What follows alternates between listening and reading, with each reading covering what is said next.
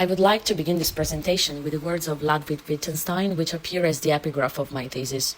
Language disguises the thought, so that from the external form of the clothes one cannot infer the form of the thought they clothe, because the external form of the clothes is constructed with quite another object than to let the form of the body be recognized. I chose this quotation because it represents the theoretical starting point of my entire research. The image of language as a garment that clothes and sometimes conceals thought reminds us that meaning is never immediately transparent. Understanding a message does not simply mean understanding the words that compose it. Rather, it involves interpreting communicative intention, implicit meanings, social relationships, and cultural contexts. If thought is not entirely visible in the linguistic form that expresses it, then the mediator's task is not merely to transfer words from one language to another, but to reconstruct and make accessible the meaning conveyed by those words. It is precisely from this reflection that my thesis, entitled Metacognition and the Management of Pragmatic Elements in Oral Linguistic Mediation from English into Turkish, a study on ELT students, originates. This research lies at the intersection of intercultural pragmatics and linguistic mediation and is structured around the central research question: how do metacognitive processes influence the management of pragmatic elements during oral mediation from English into Turkish in the context of English language teaching? This question arises from the observation of a phenomenon that has been widely documented in linguistic studies. Many intercultural misunderstandings do not stem from grammatical or lexical errors, but rather from an inadequate management of the pragmatic aspects of communication. In other words, an utterance may be perfectly correct from a linguistic perspective and yet prove ineffective communicatively. It may appear too direct, too vague, excessively informal, or culturally inappropriate. To investigate this issue, I chose the English-Turkish language pair, which is particularly significant because it brings together two linguistic and cultural systems that differ considerably in pragmatic terms. English, especially in international contexts, tends to prioritize clarity and explicitness. Turkish, by contrast, places greater emphasis on interpersonal relationships, social distance, politeness strategies, and markers of respect. Consequently, the mediator cannot simply transfer words from one language to another. Instead, they must reconstruct the pragmatic value of the message and decide whether to mitigate, explicate, reformulate, or adapt to certain elements in order to achieve an equivalent communicative effect in the target culture. From a theoretical perspective, the study is grounded in two key concepts.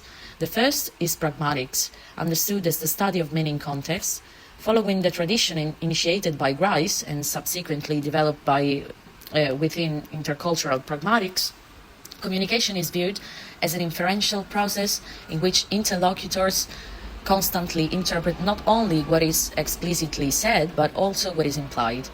The second concept is metacognition, introduced by John Flavel, which refers to the ability to reflect upon one's own cognitive processes through three fundamental activities: planning, monitoring, and evaluation. The thesis argues that these two dimensions do not operate independently. On the contrary, pragmatic competence can produce effective outcomes only when it is accompanied by conscious metacognitive control. During oral mediation, speakers must make rapid decisions under cognitive pressure, continuously monitoring the potential effects of their linguistic choices and evaluating their impact on interlocutors. One of the most interesting findings that emerged from the analysis concerns that reinterpretation of phenomena that are often viewed negatively. Pauses, hesitations, and self-corrections do not necessarily indicate incompetence. Rather, they may serve as indicators of metacognitive monitoring. In many cases, they reveal that the mediator has recognized a potential pragmatic inadequacy and is searching from a formulation that is more effective, more appropriate, and more respectful of the interpersonal relationships involved.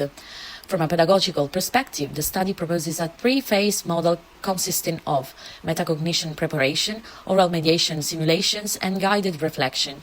The aim is to develop not only advanced linguistic competence, but also pragmatic awareness, intercultural sensitivity, and self-regulatory abilities. Therefore, this research demonstrates that Oral linguistic mediation cannot be interpreted as a simple transfer activity. Rather, it constitutes a dynamic process of meaning negotiations in which language, culture, and cognition constantly interact. The mediator, therefore, becomes a cultural interpreter, a negotiator of meanings, and above all, a professional capable of critically reflecting on their communicative choices. I would like to conclude by returning to Wittgenstein's initial reflection. If language disguises thought, the task of mediation is to make that thought visible once again. To mediate means to move beyond the surface of words in order to reconstruct intentions, relationships, and meanings, enabling people to understand one another not only through what is said, but through what is truly meant. Thank you for your attention.